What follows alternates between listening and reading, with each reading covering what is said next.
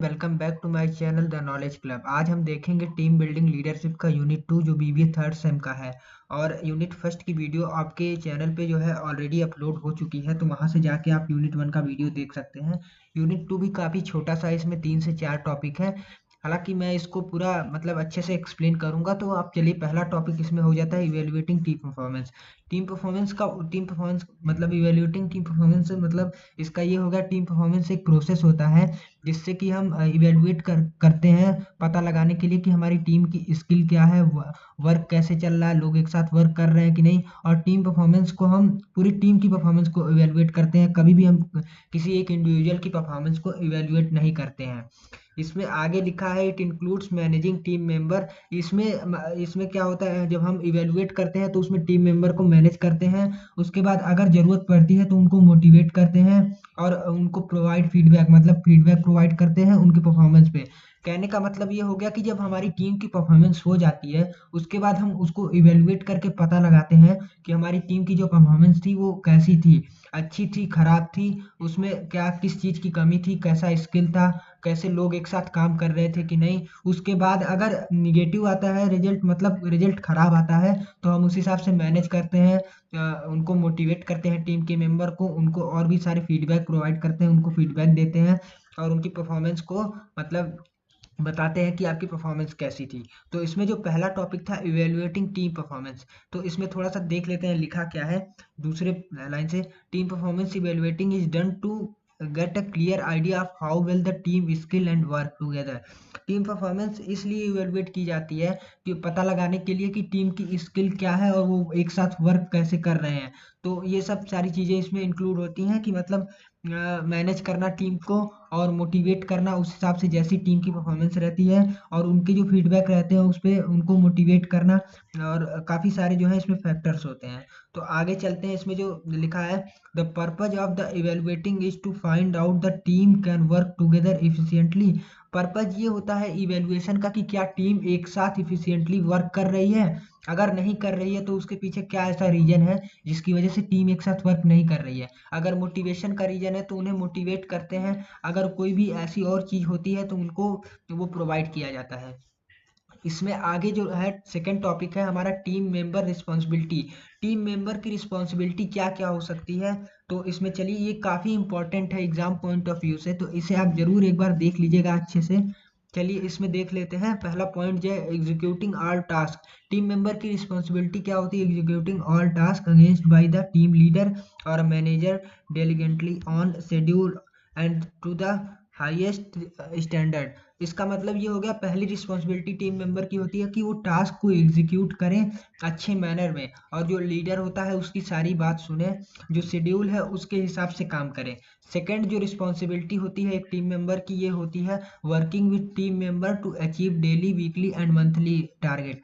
जो team member होते हैं उनके साथ साथ वर्क करें, ये नहीं कि अपना सिर्फ अपने अकेले वर्क करें, उनसे बातचीत ना करें, उनके साथ साथ वर्क करें, डेली वीकली और मंथली जो टारगेट होता है उसको अचीव करें। इसमें थर्ड पॉइंट जो है इम्पोर्टेंट में, वो आपका ये हो जाता है participating in meetings and voicing concern as well as suggestion for improvement. जो मीटिंग्स होती हैं उनमें पार्टिसिपेट करना, अपने सजेशन को देना ताकि इम्प्रूवमेंट हो सके। तो एक टीम मेंबर की ये भी रिस्पॉन्सिबिलिटी होती है कि जो मीटिंग्स होती हैं उनमें उनको पार्टिसिपेट करना है, अपनी राय देनी है, अपना सजेशन देना है। फोर्थ जो इसमें हो गया, फोर्थ जो इसमें पॉइंट है इंपॉर्टेंस है टीम मेंबर की, आंसरिंग और escalating concern and queries from clients और अदर स्टेक होल्डर। मतलब उनको जो क्वेरीज होती हैं, जो भी क्लाइंट की क्वेरीज होती हैं उनको समझना और मतलब उनका आंसर देना, उनका जवाब देना। फोर्थ ये भी रिस्पॉन्सिबिलिटी हो जाती है एक टीम मेंबर की। फिफ्थ रिस्पॉन्सिबिलिटी हो जाती है completing a range of administrative task. मतलब कि एक जो आपकी रेंज में जो टास्क दी जाती है उसको कंप्लीट करना, ये टीम मेंबर की रिस्पॉन्सिबिलिटी है।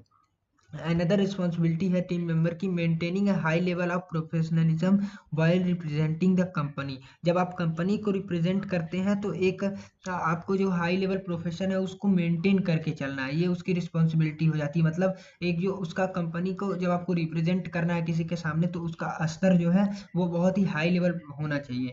ये उसकी रिस्पॉन्सिबिलिटी हो जाती है एक टीम मेंबर की। 7th पॉइंट है expanding your skill by attending workshop and training session.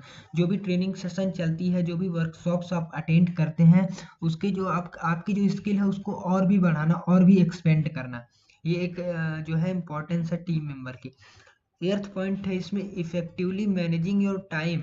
Effectively managing your time by priority urgent task. जो भी अर्जेंट टास्क होते हैं, जैसे जो भी कभी कभी अर्जेंट टास्क दिए जाते हैं, तो उसको इफेक्टिवली मैनेज करके टाइम पे उसको कंप्लीट करना, ये भी उसकी एक रिस्पॉन्सिबिलिटी है। इसमें 9th पॉइंट है, इसका मतलब है असाइन द मैनेजर और टीम लीडर और रिक्वायर्ड। मतलब कि जो भी मैनेजर होते हैं और जो भी टीम लीडर होते हैं, उनकी ज़रूरत पड़ती है उनकी बात सुनना। तो ये सारे 9 जो पॉइंट है, 1 2 3 4 5 6 7 8 9 है शायद। तो ये जो 9 पॉइंट है, ये एक टीम मेंबर की रिस्पॉन्सिबिलिटी है, वो उनको करना होता है। बाकी और भी सारी रिस्पॉन्सिबिलिटीज़ होती है, लेकिन इसमें 5-6 पॉइंट आपको जो है वो देख के जाना है। इसके बाद कुछ ऐसे फैक्टर्स होते हैं, एक्सटर्नल फैक्टर्स, जो कि टीम बिल्डिंग को जो है, टीम बिल्डिंग लीडरशिप को अफेक्ट करते हैं। जिसमें से आपका पहला फैक्टर हो जाता है ऑर्गेनाइजेशनल कल्चर। ऑर्गेनाइजेशनल कल्चर का मतलब ये हो गया, आपकी जो भी कंपनी है, जो भी ऑर्गेनाइजेशन है, उसका कल्चर क्या है। तो ये आपका बहुत ही ज़्यादा टीम को इफेक्ट करता है ये। तो चलिए यहाँ पे देखते हैं, your team is a subset of a larger organisation. This organisation has its unique culture, produce and policies that affect that happen in your unity. मतलब कि जो ऑर्गेनाइजेशन है आपकी, बहुत ही लार्ज ऑर्गेनाइजेशन है, तो इसकी जो यूनिक कल्चर है और जो भी इसकी पॉलिसीज हैं, वो अफेक्ट करती हैं। You may be great project manager, but if there are negative practices in their organisation and the whole they can.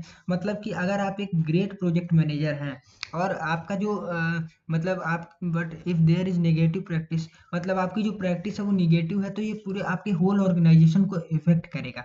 तो ये एक बहुत ही ज़्यादा जो है एक्सटर्नल फैक्टर है, जो कि ऑर्गेनाइजेशन को इफेक्ट करता है। दूसरा इसमें पॉइंट है availability of talent. Availability of talent का मतलब ये हो गया कि जो भी टैलेंट आपके अंदर जो है अवेलेबल है। Workforce shortage are becoming a challenge in several industry, including engineering, manufacturing and construction. मतलब कि आपके अंदर एक एबिलिटी, आपके अंदर एक टैलेंट है जो अवेलेबल है पहले से, तो आप अगर आप उसका यूज करेंगे तो ज़्यादा से ज़्यादा जो ऑर्गेनाइजेशन की हेल्प होगी। तो ये भी एक फैक्टर है जो अफेक्ट करता है। थर्ड एक्सटर्नल फैक्टर है ये भी। थर्ड है work place environment. Work place environment का मतलब हो गया जहाँ आप काम कर रहे हैं वहाँ का वातावरण। तो इसमें देखते हैं क्या है।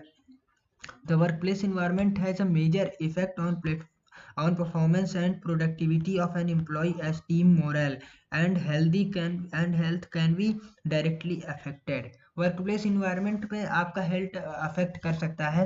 मतलब कि उस जहाँ पे आप परफॉर्मेंस कर रहे हैं वहाँ का इन्वायरमेंट क्या है, वहाँ का इन्वायरमेंट अगर ख़राब है तो आपकी आपकी जो हेल्थ है उस पर अफेक्ट कर सकता है। अफेक्ट कैसे कर सकता है, वो पॉजिटिव अफेक्ट भी कर सकता है, निगेटिव अफेक्ट कर सकता है by the work place environment. Work place environment जो होता है उसको देखते हुए कि आपका वर्क प्लेस इन्वायरमेंट कैसा है। तो ये भी एक एक्सटर्नल जो है फैक्टर है जो अफेक्ट करता है। इसमें फोर्थ पॉइंट है tools and resource. Tools and resource क्या क्या है। It's one thing to require superior work from staff, but do you know if they have what they need to get the job done. मतलब कि देखिए एक external factor ये भी है, टूल्स और रिसोर्स आपके पास क्या क्या है। Most of our worker today happen with the aid of machine and gadgets. मतलब आपके जो ज़्यादा वर्कर हैं इस टाइम के, वो ऐसे मशीनरी का यूज करके और भी सारी चीज़ों का यूज करके जो है मैन्युफैक्चरिंग करते हैं। तो ये भी काफ़ी ज़्यादा जो है डिपेंड करता है कि आपके ऑर्गेनाइजेशन में टूल्स क्या क्या है, रिसोर्सेज क्या क्या है। तो ये भी एक फैक्टर है। इसके बाद जो है मार्केट ट्रेंड एंड फोर्सेज। ये एक एक्सटर्नल फैक्टर बहुत ही बड़ा हो जाता है कि मार्केट में ट्रेंड क्या है और किस चीज़ पे ज़्यादा फोर्स है, उस हिसाब से जो है ऑर्गेनाइजेशन जो है इस एक्सटर्नल फैक्टर को देखते हुए अपनी जो है प्रोडक्ट को मैन्युफैक्चर करेगी। What ever industry you operate in your activity influence by certain market force and trend. मतलब कोई भी इंडस्ट्री आप अगर ऑपरेट करते हैं तो आप पहले मार्केट के ट्रेंड्स और फोर्स पे ज़्यादा ध्यान देंगे कि क्या ट्रेंड चल रहा है। They include new technology, government policy, economic condition, consumer demand and supply. देखिए इसमें कई सारी चीज़ें इंक्लूड होती हैं। पहला तो न्यू टेक्नोलॉजी की क्या टेक्नोलॉजी आई है उस हिसाब से आप चेंज करेंगे। कोई गवर्नमेंट की पॉलिसी नहीं आई है तो उस हिसाब से आप अपने ऑर्गेनाइजेशन में चेंज करेंगे। इकोनॉमिक कंडीशन क्या है उस हिसाब से चेंज करेंगे। और सबसे जरूरी जो इसमें है कंज्यूमर की डिमांड और सप्लाई। डिमांड क्या है, डिमांड के हिसाब से आप सप्लाई करेंगे, ठीक है। तो एक्सेट्रा यहाँ पे लिखा है, तो काफ़ी सारी और भी चीज़ें होती हैं।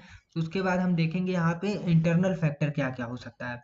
इंटरनल फैक्टर तो सबसे पहले आपका कम्युनिकेशन हो जाता है। कम्युनिकेशन मतलब कि आपके ऑर्गेनाइजेशन के अंदर जितने भी टीम मेंबर हैं या फिर जितने भी वर्कर्स हैं, लेबर्स हैं, उनके बीच में कम्युनिकेशन कैसी है। कम्युनिकेशन ऐसा होना चाहिए कि कम्युनिकेशन पॉजिटिव होना चाहिए। पॉजिटिव होना चाहिए मतलब कि एक दूसरे में कॉन्फ्लिक्ट ना हो। ऐसा ना हो कि एक बंदा दूसरे बंदे से बात करते ही चिढ़ जाए। तो ये सारी चीज़ें काफ़ी अफेक्ट करती हैं। अगर मान लीजिए निगेटिव है तो फिर वो टीम मेंबर जो है एक दूसरे में लड़ाई करेंगे, उनके साथ काम नहीं करना चाहेंगे। तो यहाँ पे जो है कहीं ना कहीं आपके जो ऑर्गेनाइजेशन गोल है उस पर अफेक्ट पड़ेगा। सेकंड है लीडरशिप। लीडरशिप आप मतलब आपके ऑर्गेनाइजेशन का जो टीम का लीडर होगा वो भी अफेक्ट करता है। अगर लीडर आपका अच्छा नहीं है, उसके पास वैसी स्किल नहीं है कि वो जो है टीम मेंबर्स को मोटिवेट कर सके, तो ये भी काफ़ी एक ऐसा फैक्टर है जो कि ऑर्गेनाइजेशन के गोल्स के लिए अफेक्ट करेगा। उसके बाद ह्यूमन रिसोर्स एंड प्लानिंग।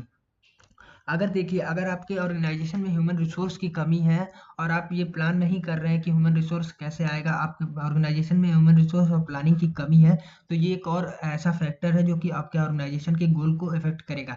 क्योंकि जब आपके पास वो मेंबर ही नहीं रहेंगे, वो लेबर ही नहीं रहेंगे, वर्कर ही नहीं रहेंगे, तो आप काम किससे करवाएंगे।